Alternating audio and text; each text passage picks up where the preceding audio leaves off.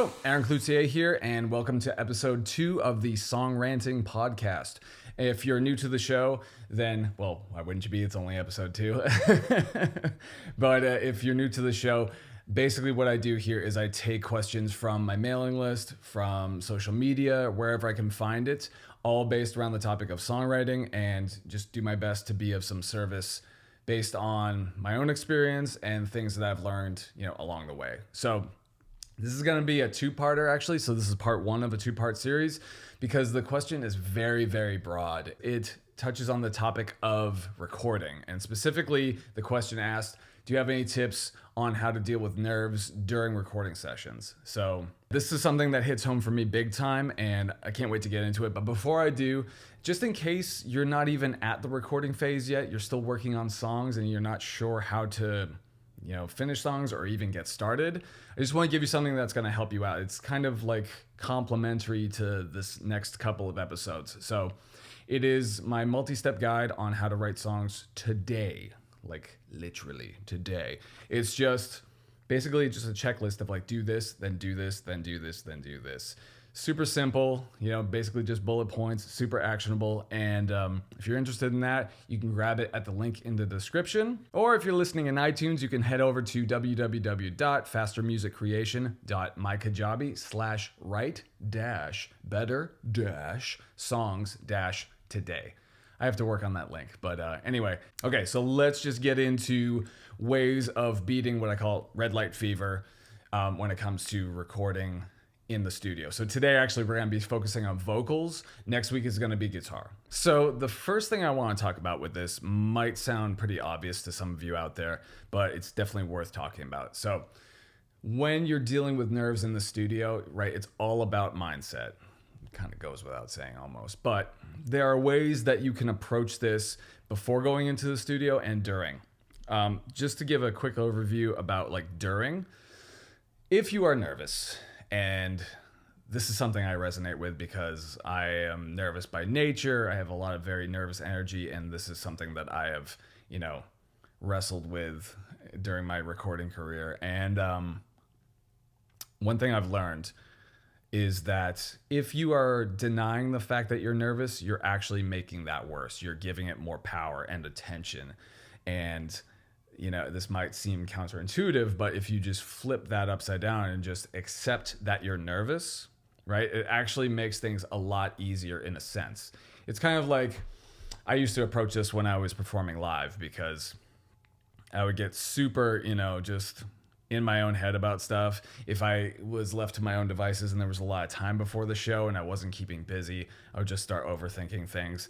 And a really good strategy was just to be like, okay, you're nervous. So what are you going to do about that? You could not go on stage if you didn't want to, right? Like you could just turn around and go home.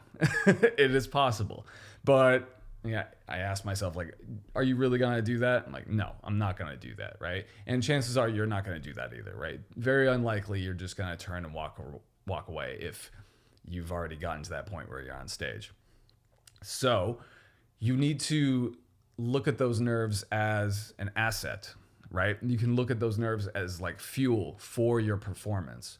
And I'm telling you, it really makes for some, animated stage presence. I can never stay still on stage, so I'm always moving around. Usually if I make eye contact with people in the crowd, it'll mess me up, so I look over their head and all that sort of stuff. So all those things you can bring into the studio as well, right? Take that nervous energy and just channel it into your performance, right? It'll make it more exciting and you'll have more fun as a result. Especially if you have somebody recording you where you're just allowed to kind of, be free flowing as much as possible. That said, there are some strategies that you can take at home to do this as well. I'm going to get into that later, but I just want to preface this whole episode with that. Just if you're nervous, don't fight it. Accept it and ask yourself, how can I use this to my advantage? Because you really can. I'm going to be talking about ways to prepare for the studio before you go in and things that you can do during studio time.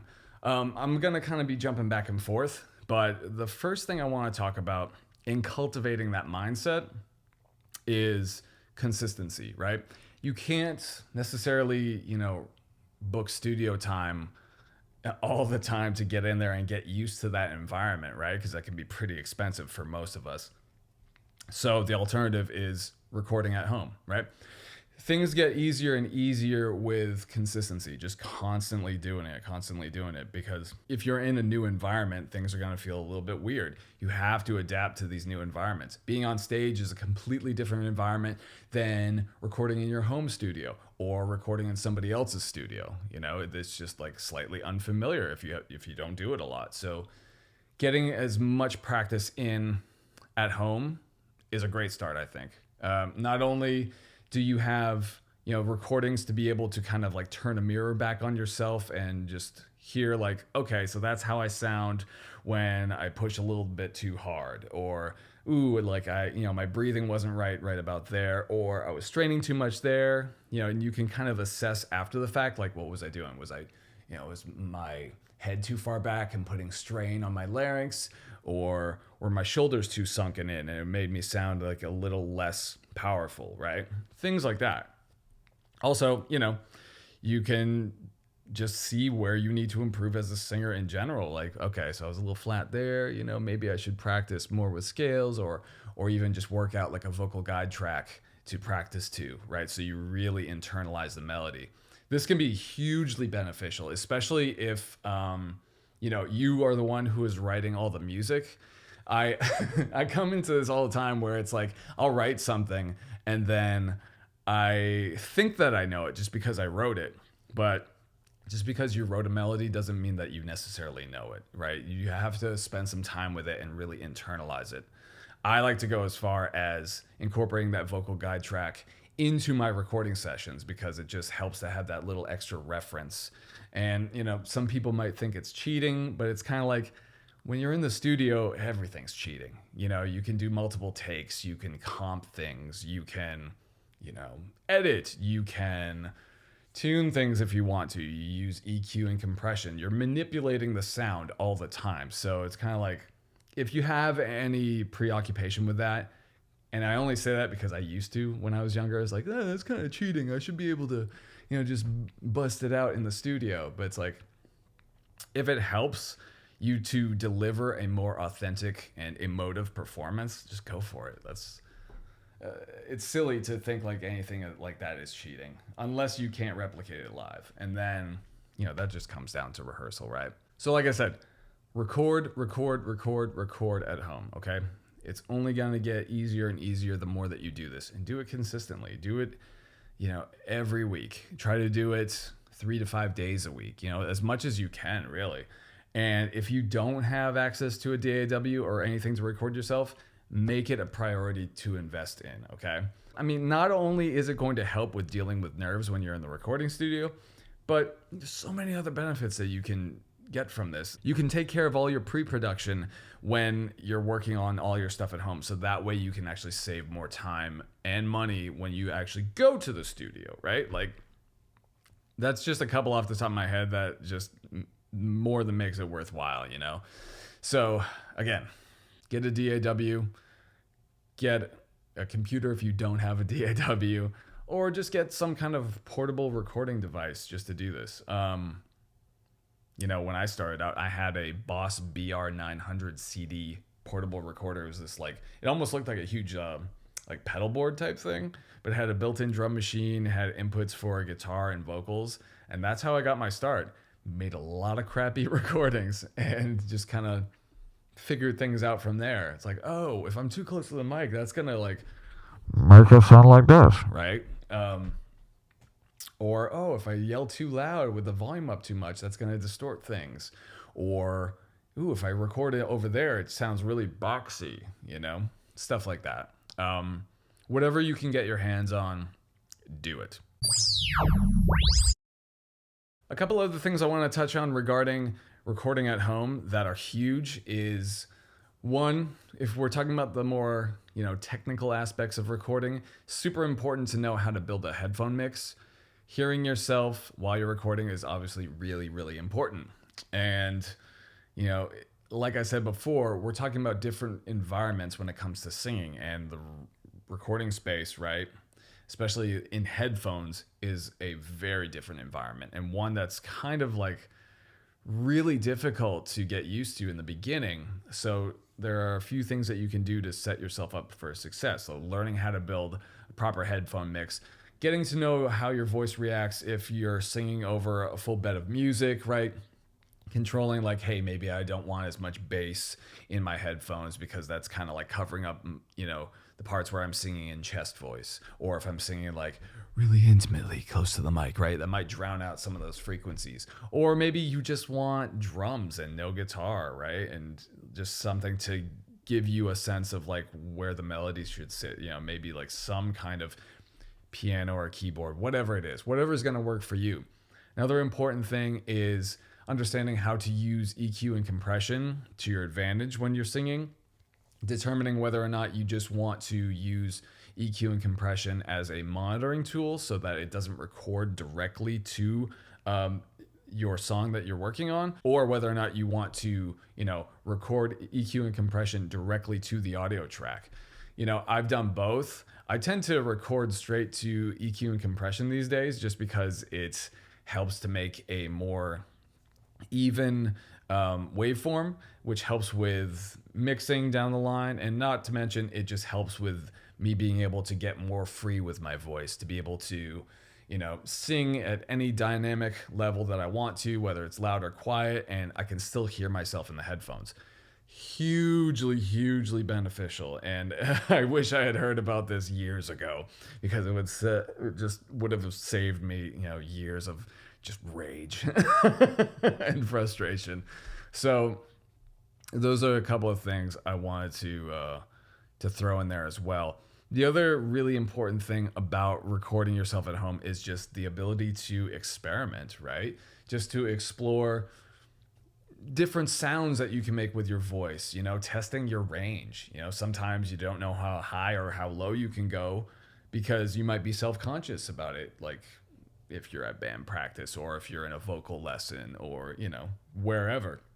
So having that privacy of recording at home allows you to make all the mistakes and just test the waters, and, you can explore with harmonizing with yourself, seeing if your voice, works at a lower frequency when harmonizing with the lead vocal. Sometimes it works, sometimes it doesn't. Some people's voices don't necessarily complement themselves when they're harmonizing, and then some do very well. Every voice type is different too. But that's kind of my point, is just to explore, experiment, have fun with it. I mean, that's the whole point of recording at home anyway, in my opinion. It's all about making music. So the next thing I want to talk about is setting the mood. Still sticking with this whole thought of environments, right? A lot of times I've heard about artists who have done things, ranging from, just turning off the lights and lighting a bunch of candles to set the mood, or maybe burning incense, or even things as interesting as having the TV on and playing movies that kind of convey the theme of the music that they're working on. I heard that Devin Townsend does that a lot, is where he'd be working with bands or he'll be working on his own music, I think. And he would have on some type of, depending on what it is, it's an angry record that they're working on. It might be, some kind of action movie or, war film or anything like that. Or he might, put on, I think it was Planet Earth, right? That nature show, which is super mellow. He's even done things as far as he wanted to record guitars while staring out this massive window overlooking, a forest and a bunch of nature. And that was the thing that was kind of getting him in the mindset to be able to record guitars for this particular song, right? So that's a cool thing to explore. It's what kind of ways can you change the environment of where you're recording to help get you in the mood that much more? Anything from, throwing rugs on the ground, putting up posters, having plants, flowers in the room, anything like that, really. So many different things you can do. If you have any things that you actually like to do when you're in the studio like that, let me know in the comments because I'd be very interested in hearing about that. These are just a few that came off the top of my head. So it really all depends how you are as a person and a vocalist, right? Like some people need things to be completely, distraction free so they can just focus on the task at hand and not have to worry about, hearing anything that might trip them up or anything like that. Whereas I've heard other scenarios where people have turned, TVs on or radios on because they need that white noise. They need that distraction in order to keep them from, thinking too much about what they're about to do. Everybody's different, but just see what you can do to cultivate an environment that allows you to be like 100% in the moment with your voice. And finally, the last thing I want to talk about today is just preparing before you go into the studio, right? And there's so many things that you can do beforehand to do this. But going back to the whole thing of mindset, right? A lot of that can be a physical thing as well, because I'm sure you've heard that saying, like, if you go there in the mind, you'll go there in the body. Works both ways. If you're carrying a lot of tension in your body, it's going to affect your performance, and it most likely will transfer into your mindset, right? If you're not hitting a note like you usually do quite as easily due to some kind of physical strain, right? That's going to start to make you think like, oh God, what's happening now? I've lost it, I've certainly had those moments as well. And it's forced me to go back and just, assess like, okay, what have I been doing as far as like physical activity? I do strength training and I do things of that nature, which causes a lot of tension in the body. So recently I have adopted yoga to offset all that sort of stuff. And that has been like such an amazing help with this whole process. Not only does it help address some of the physical tensions and help you to be a lot more flexible and obviously help with the breathing aspect of things, but there's this like yoga high that you have after a really long session. I usually do them for like around an hour, and it just gets to this point where you're just so mellow and just so completely relaxed and centered. And for me, it stays with me for the rest of the day. If I do it, first thing in the morning, if I, have a big day ahead of me, I usually get to it first thing in the morning, but it just sets the tone and just carries me throughout with this kind of like, that kind of feeling. So I highly recommend doing yoga. Another thing is, if you have the means, and I don't really, but in case you do out there, I recommend getting a professional massage, maybe, once a week. If you're in the studio and you're recording, an album or whatever it's going to be, that might be a really good investment just to stay loose, stay mellow, stay relaxed, right? Because, the more tense you are, the more, time it's probably going to take to get the good takes in the studio, which is going to cost more money anyway. And you probably just build up frustration. And we as singers, we tend to be, a little fragile about our voices and whatnot. We're very self-conscious, generally speaking. And that can lead to some really negative momentum if you're just, walking into the studio and you're just very tense and tight and you're not really setting yourself up for success. So those are a couple things I recommend, massages and yoga. But another thing that I want to talk about too, this one's huge for me too, and I share this with all my students all the time, is meditation. Not only does it help with, again, the breathing aspect of things like yoga, but it just helps to cultivate this place in your mind that is just solid and centered and focused. And, it's a practice, it's a discipline like anything else. But what I love about it is that the practice itself can be very relaxing, and you don't have to be good at it for it to work. Even if you feel like it's not working, even if you feel like you're getting distracted when you're meditating, it's still doing something. Like, for example, if you get like an app like Calm or Headspace, they'll have things where you have certain exercises that you do anytime that your focus, leaves whatever it is you're supposed to be focusing on. For example, in Headspace, they have this thing where you're counting down from 10 to 1, or they're counting up from 1 to 10. I forget about this. Yeah, so you're basically counting your breaths. So the inhale is 1 and then exhale is 2. And you're repeating that until you get up to 10 and then you start over again. Eventually your thoughts are going to drift and just go elsewhere because that's what the brain does. That's what the mind does. And the more you can just gently redirect yourself back to that task of like counting your breaths, right? The more you're kind of strengthening that centered, focused place in your mind. And that can be applied to anything, but especially when you're singing. Meditation's a huge one. I definitely recommend it. My students have told me like they've meditated right before a performance and it just helped them just get all kinds of clarity and shake off their day that happened before they went on stage, and can't speak highly enough about it. So I highly recommend that you do it. Anyway, that's all I'm going to say about that for today. So thanks so much for watching. I really appreciate it. I hope this has been helpful. I hope this has been worth your time. And if you've enjoyed this, I would love it if you hit subscribe. If you're watching on YouTube, of course. If you're on iTunes, if you would just do me a huge solid and leave a 5-star review, I would love you for the rest of your life. If you have any questions, leave them in the comment section. If there is something that you want me to talk about on a future episode, definitely let me know. And I will see you on the next one. Thanks again. Songranting.